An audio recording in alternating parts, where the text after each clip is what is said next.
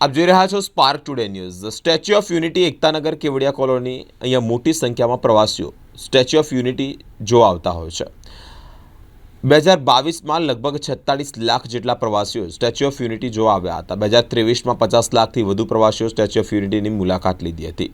ત્યારે આ એકતાનગર ખાતે જ આવેલા ભારત ભવન નજીક સ્ટેચ્યુ ઓફ યુનિટી ફરવા માટે જ પ્રવેશની એન્ટ્રી જે ટિકિટ બારી છે તે બનાવવામાં આવેલી છે। નજીકના લાખો રૂપિયાના જ ખર્ચે શૌચાલય બનાવવામાં આવ્યું છે, પરંતુ મહત્વની બાબત એ છે કે શૌચાલયમાં પુરુષ તથા લેડીઝ બે વિભાગમાં શૌચાલય ચાલે છે, જેની સફાઈ પુરુષ દ્વારા કરવામાં આવે છે। લેડીઝ શૌચાલયની સફાઈ પણ પુરુષ સ્લીપર કરતો હોય ત્યારે બૂમો ઉઠી છે।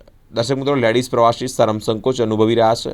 રોજના હજારો સંખ્યામાં પ્રવાસીઓ આવતા હોય અને શૌચાલયની સાફ સફાઈની જવાબદારી ફક્ત એક સફાઈ સ્લીપર દ્વારા જ કરવામાં આવી હોય તે કેટલું યોગ્ય છે? વહીવટીતંત્ર દ્વારા આ બાબતે નિંદ્રાધીન છે।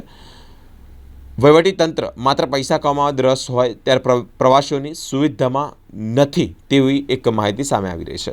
क्या नाम तुम्हारा? ये कौन सी एजेंसी है? Toilet international. आपके कॉन्ट्रैक्टर का क्या नाम है? अमित कुमार सिंह। आप यहाँ क्या कर रहे हो? शौचालय सफाई कर रहे हो। लेडीज़ और जेंट्स दोनों में है? लेडीज़ कोई? लेडीज नहीं है, दोनों की सफाई आप ही करते हो? दोनों का सफाई मैं करता हूँ। हाँ। कब करते हो?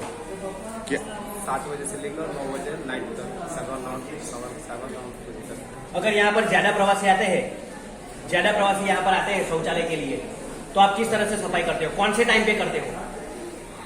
मैं हर 10 मिनट 5 मिनट पे सफाई करते रहता हूँ। आप लेडीज टॉयलेट में खुद जाते हो सफाई करने के लिए, तो यहाँ पर आते हुए प्रवासी आपसे कुछ कहते नहीं है?